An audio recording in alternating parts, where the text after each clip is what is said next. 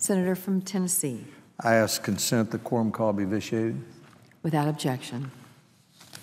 Madam President, according to the Washington Post this morning, tomorrow the President and his Education Secretary will announce that the Education Secretary will begin a process to grant waivers to states from the provisions of No Child Left Behind. No Child Left Behind, of course, is a law that was passed with bipartisan support in 2001 and 2002 by the Congress, and we're in its 9th year of its implementation.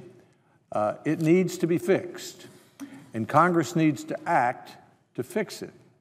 And Republican senators and members of the House have already offered legislation that will begin to do that, which I'll talk about in a minute. But my purpose in coming to the floor today is to talk about the waivers that the Secretary of Education may begin to approve.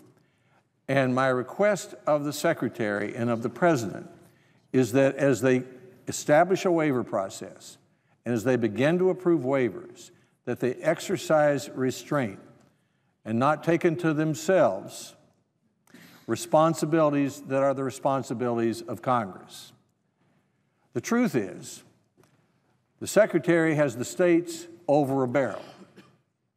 We have about 100,000 public schools in America, and as he has correctly said, about 80% of them, under the current law, are going to be deemed as failing schools.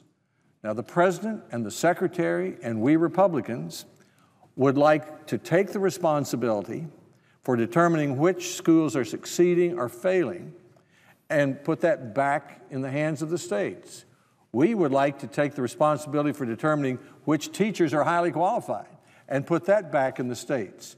That's a part of the legislation that we've introduced. Substantially, those ideas are ideas that the President and the Secretary either have advanced or agree with, so we have a lot of agreement about this. But the Secretary has the states over a barrel. Most governors want a waiver. Almost every state, from Missouri, from Tennessee, from Georgia, they'll be asking for a waiver. And what I hope the Secretary will do is look at the applications, and if those applications by the states for exemption from the requirements of No Child Left Behind, if they would enhance student achievement, we'll then approve them. And if they would not advance student achievement, we'll then deny them. But the restraint I'm asking for is that the Secretary not use this occasion when the states are over a barrel to become a national school board and begin to impose on the states requirements that Congress would not do and that states ought to be deciding for themselves. This is the request of the states themselves. The states have been working over the last 10 years in very good ways to take steps forward. They've created common standards. They've created tests to meet those standards. The chief state school officers are in the middle of creating an accountability system. And a lot of progress has been made in what I like to call the holy grail of elementary and secondary education, finding a way to reward outstanding teaching by connecting it to student achievement, something that Tennessee became the first state to do when I was governor in 1983 and 84, and which many school districts in many states are trying to do. So the difference of opinion that I have potentially with this Secretary and this President on what to do about No Child Left Behind may seem very small. Because let me compliment the President, and let me compliment the Secretary in this way. They've stuck their necks out and taken some positions to help make better schools that aren't popular with their natural constituents. And I admire that. I respect that. They have advocated a number of changes in the schools, for example, getting rid of the adequate yearly progress provision, moving out of Washington, the responsibility for deciding whether schools are succeeding or failing, changing the highly qualified teacher provision so that states can figure that out through evaluation systems. All of those are things that we agree on, Republicans and Democrats. Where we may disagree And the reason why we haven't advanced ahead with bipartisan legislation on No Child Left Behind is what I would call the difference between Washington mandates and approving state requests. Or one might even say the difference between a national school board and giving states the responsibility for making their own decisions. Here's an example of what I mean. There's agreement, as I said, that this process called adequate yearly progress for the 100,000 schools, there are a lot of schools, shouldn't be decided here. It is now. You read in the paper that such and such school is not succeeding or it is failing. It's a good idea for Tennessee or for Missouri or for California to set performance targets to replace adequate yearly progress. But those performance targets ought to be in the state's application and ought not to be required and defined by the U.S. Department of Education in Washington, which could turn it into a national school board. Growth models, the idea of giving states and schools and school districts credit for making progress, sort of an A for effort to go along with an A for achievement. That's a really, really good idea. President Bush in his administration began to permit that exception from No Child Left Behind. But superintendents ought not to be flying to Washington from Nashville and Denver and different parts of America asking anybody in Washington to improve their growth model, or even be required to have one if they have some other way to decide whether schools are succeeding or failing. Or let me take another example that I have a very deep interest in.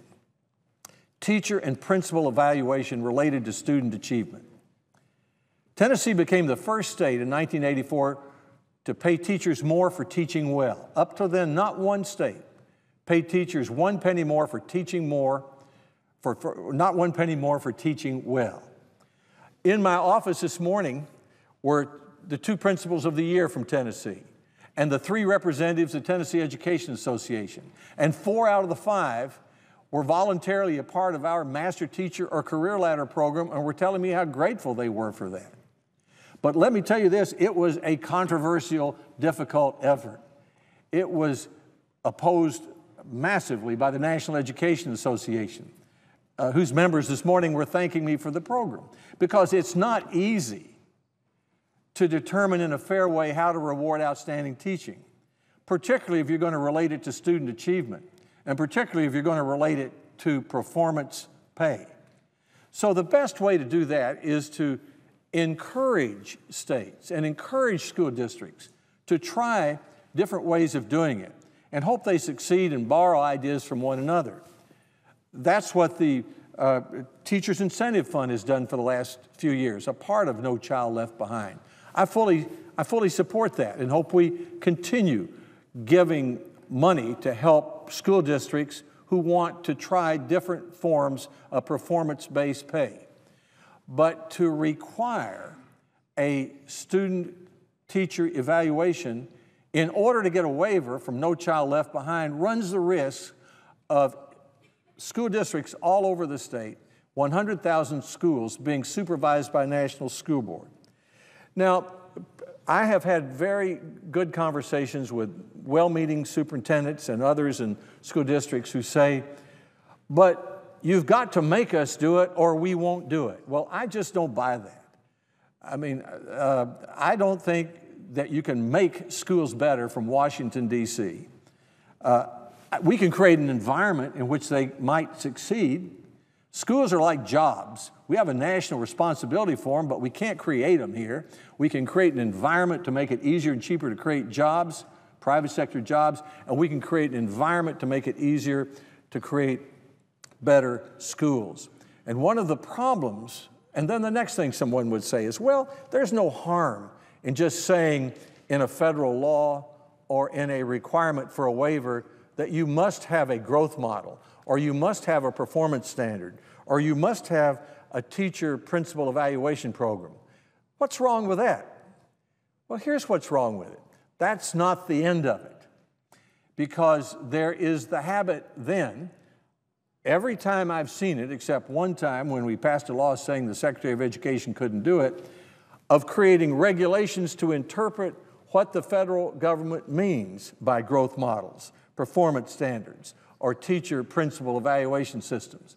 And a lot of well-meaning staff members and other people in peer review groups then decide what a teacher principal evaluation system related to student achievement looks like.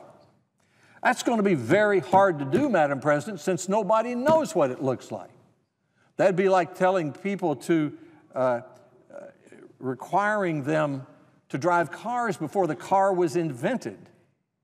We have had several good experiments around the country about identifying good teaching, rewarding performance, relating it to student achievement, and relating it to better pay. But it's been very hard to do. No one is absolutely sure how to do it. And the worst thing we could do at this time with teacher and principal evaluation relating to student achievement, even though I believe it is the holy grail of school reform, is to impose any version of it from here. So, Madam President, I'm simply asking the President and the Secretary tomorrow to exercise restraint. I have a lot of admiration for this Secretary and respect for the President's positions on kindergarten through the 12th grade.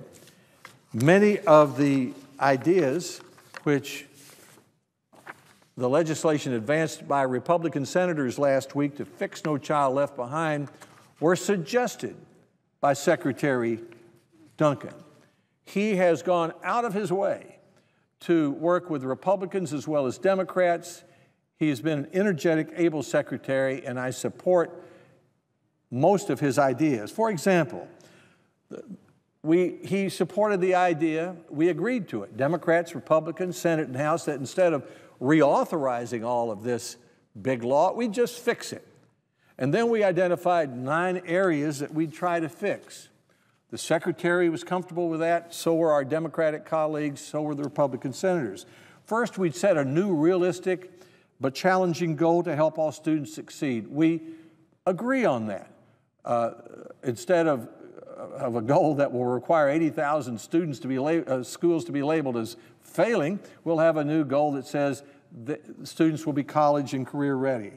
We agree that we should free 95% of schools from the federal requirement of adequate yearly progress. What that simply means is instead of Washington deciding whether a school in Nashville is succeeding or failing, that decision will be made by the state of Tennessee.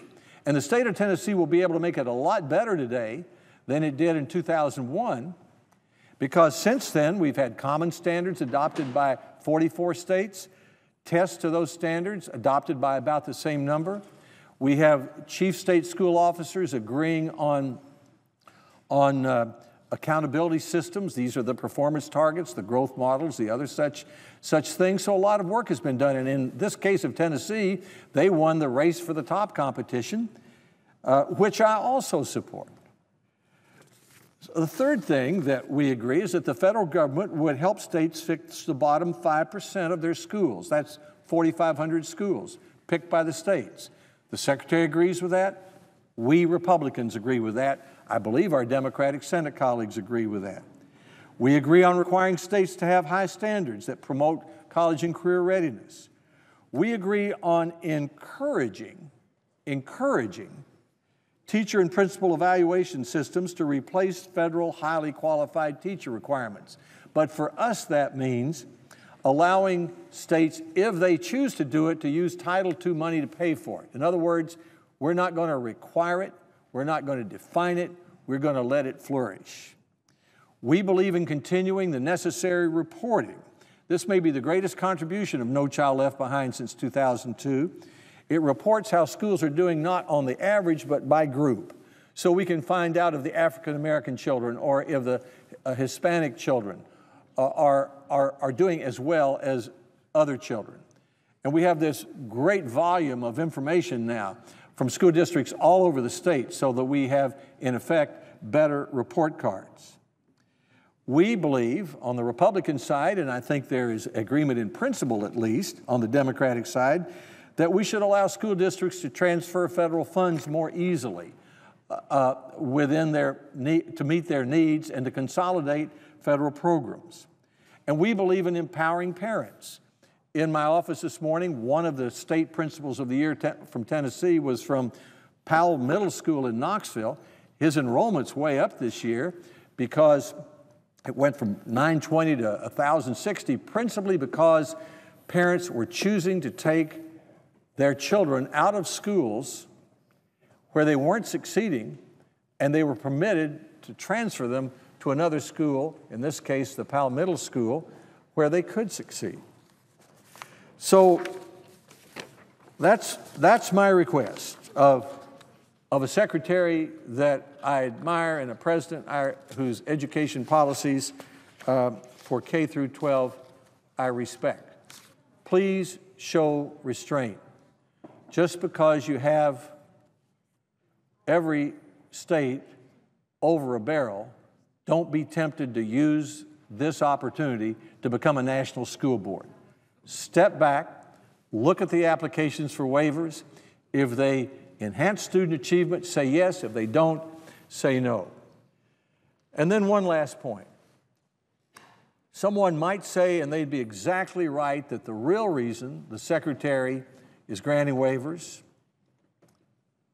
is because Congress hasn't done its job, and they'd be exactly right about that. We're in our 9th year of No Child Left Behind. We should have fixed it 4 years ago when the law expired, but it just continues according to the provisions of the original law. We have substantial agreement here in the Senate, except for these accountability provisions, these differences over whether we're creating a national school board, and we should come to a conclusion about this. We should get a result. We shouldn't create a situation where every governor in the country has to come to Washington to get a waiver from standards in a law that don't work anymore. That's our job to do. It's our job to do. So I agree the secretary has the power to do it. I support his doing it in a limited way. I hope he exercises with restraint as he does it. And I call on our Democratic colleagues with whom we've met dozens of times to redouble our joint effort to get a result. This is not a case where we don't want President Obama to succeed. We want him to succeed on K through 12 education, because if he does, our country does. We substantially agree on how we need to fix No Child Left Behind. We still have a few differences of opinion. The Secretary's regulatory action shouldn't do what the Congress ought to be doing. So he should show some restraint, I respectfully suggest, and we should get to work. Madam President, I yield the floor.